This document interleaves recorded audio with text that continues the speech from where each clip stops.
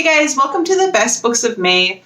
This is going to be pretty short because I actually did not have a lot of books in May that I read that I really loved. I had a lot that I liked and some that were entertaining to read, but not really a lot that I was just absolutely thinking they were amazing. There were three, so I'll go through those really quick. Two of them were mangas. The first one that I really loved, and I continue to really love this series, is The Girl from the Other Side by Nagabe. This is volume 8 in that series. I've mentioned this series many times on my blog and in other Best of Month posts. I just really like the unique illustration style of this whole series. The story's been very interesting. It's basically about this guy who is an outsider and this little girl who gets abandoned by her family into the other side where the outsiders live. And the outsiders are considered to be people who have caught like a plague and turned into these monsters. So it's a very slow-moving, deliberately paced fairy tale, and I just really like that fairy tale quality to it, and I really like the unique relationship that kind of develops between this other teacher and the little girl Shiva. And it's been really interesting as the series has gone on. Like, more elements from the outside have been brought in, but just watching these two kind of get to know each other and develop kind of this father-daughter almost like relationship is really interesting to me. And a lot of people have compared this to Ancient Magus Bride. It's kind of similar, but the style and tone and pace is very different. In fact, this is, again, one that the rest of my family doesn't really enjoy that much. They think it's boring. I personally like the artistic style of it, so I continue to read it, and I just think it's phenomenal. So this was one of my favorite books that I read in May. My second favorite book of May is a newer manga series that I just started reading recently, and that is the second volume in the Witch Hat Atelier, I don't know if I'm saying that right, series, and this is by Kamomi Shirahama, and I, like normal, probably butchered that name. This series I have been loving. It is, the cover illustration, you can see how much detail and just how intricate it is, and the whole book is like that. And on top of that, the story's been really good. The characters are really fun. This is aimed at like ages 10 plus, so it is good for kids. My son has also been reading it. He's 13 and he really likes it. Again, just really intricate illustration throughout, a really good story, lots of magic, lots of adventure. As I said, I really enjoy the characters. I think they're well done. So I'm really liking this series. And this is one I actually got the first volume from the library. And then I went out and bought it because I was like, I just love this so much. And so we've been buying a couple volumes in this a month during our quarantine time. This one and Black Clover are kind of the two manga series that my son and I have been acquiring over our extended COVID-19 quarantine. So yeah, this was like my second favorite, well, not my second favorite book as in I liked it second, but it is the second book that I really liked and gave 5 stars in the month of May.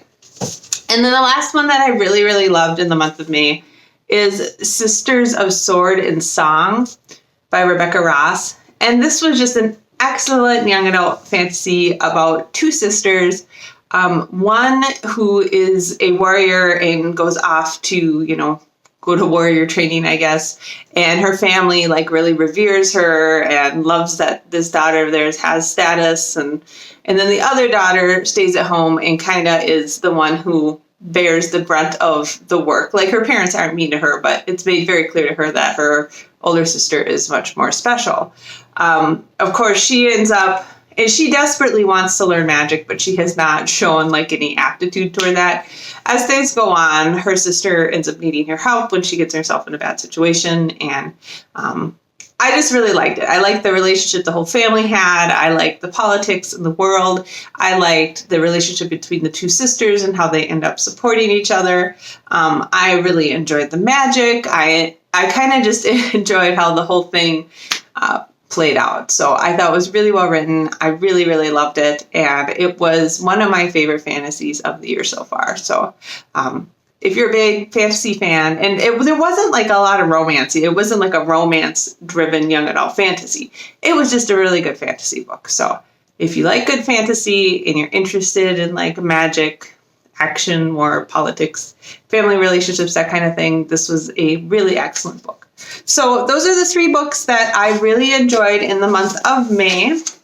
I honestly haven't been reading quite as much, and I don't really know why that is. I was actually reading an article about that online, about like why people are having trouble reading, and there's been a lot of discussion about it. And psychologically, they just think that with everything that's going on in the world, people are having more trouble concentrating for long lengths of time, so it's very hard to sit down and read something. And I would say in my case, that's partially true because I've had quite a bit of time off of work, and I've been reading some, but I do have trouble, like, I don't know, justifying to myself sitting down and reading. Instead, I'm like trying to do a whole bunch of stuff around the house and trying to make sure I stay active and exercise. And so I just have not been sitting down and like reading for hours at a time. I'll be like 20 minutes here, 30 minutes there. I'm also not doing my commute, and I always would listen to audiobooks on my commute. So that means I'm not getting in a couple audiobooks a week. So that also is not helping. And I'm not doing a lot of stuff by myself. Like I'm not biking by myself or running by myself. Like whenever I go out to do something, the whole family goes for a bike ride or the whole family goes for a run, and that is perfectly fine, but it makes it so I don't have time by myself to do things like reading. So that's one aspect of that, I guess. So hopefully I'll get a little bit more into reading. We are still mainly quarantined at home right now. I know that those of you who know I live in Minnesota are probably wondering about all the riots that were going on and where I live. Again, I live pretty far out from the direct cities, so I was fairly unaffected. Where I work, though, I've still not been allowed access to my lab, but some people are going back in, and my work is pretty close to St. Paul, and all of that was closed down. And a lot of people that I know that live in St. Paul area, the stores and everything were boarded up. Mostly what I've been dealing with is my sister lives in Chicago, and she's actually very near where all the protests are with family. So we've been trying to keep up to date with her and make sure her and her family are okay. But it has been kind of a lot to just deal with. Like there's just a lot going on, and I did not realize until like Thursday morning or Friday morning how significantly all of this was affecting Minneapolis and St. Paul. So hopefully it's very sad for us because like a lot of stuff is happening in an area that we like to go down and walk around and hang out, like especially in the summer when it's nice out, and it's not going to be the same down there. So anyways, so that is one thing we've been dealing with. I am starting to feel like things are getting slightly more normal. I do a lot of reviewing for Amazon Vine, and things kind of stopped for all of that, but Amazon Vine is picking up again, so reviewing is picking up for that some.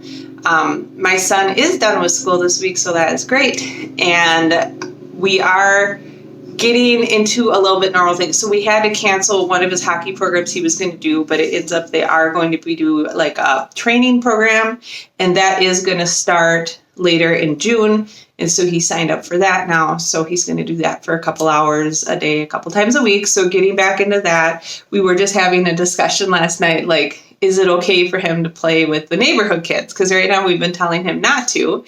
But as we get into summer break and like he's an only child and he's home by himself and he's not going to camps and stuff for the first month and a half of summer because of how all that worked out. Can he play with the kids? And we kind of came up with well, yeah, you can play with the kids outside. Just make sure you stay outside. You don't go to people's houses, and you're trying to like socially distance as well as you can. Because mostly they're playing hockey outside or basketball or jumping on trampolines or swimming or whatever.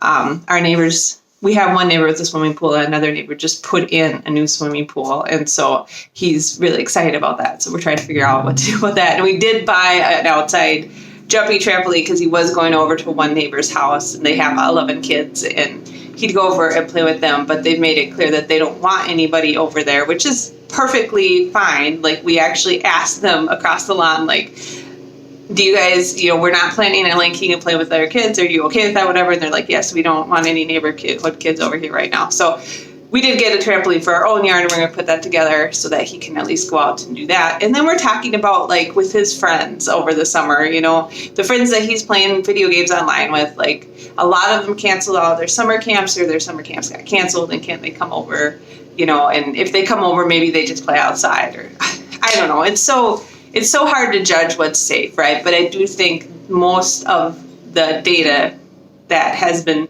generated is showing the biggest risk of catching this virus is when you're inside, exposed to a lot of people for a longer time. So like an event, a restaurant, that kind of stuff. Outside is a lot lower risk. So, all right. So I said this was going to be short, and then I blabbed for 7 minutes of it about nothing. Anyways, I hope you guys enjoyed my 3 best books of May. Hopefully I'll have more favorites for the month of June. And I hope that you guys are all staying safe and healthy, and hopefully your lives are starting to get a little bit normalish again. Like, I would really like to be able to start doing my lab job from the lab again, but you do what you can, I guess. And I can't really complain because me and my husband do both still have our jobs. But we are going to go camping the second week of June, so that will give us a little more normalcy, hopefully, for the summer. I don't know. We'll see. All right. Well, take care. I hope you got a lot of great books and that you're getting some reading done despite the inability of a lot of people to concentrate right now. And I will talk to you probably next week for Stacking the Shelves. I'm not going to be doing one this week because I did not get any new books. So talk to you later. Bye.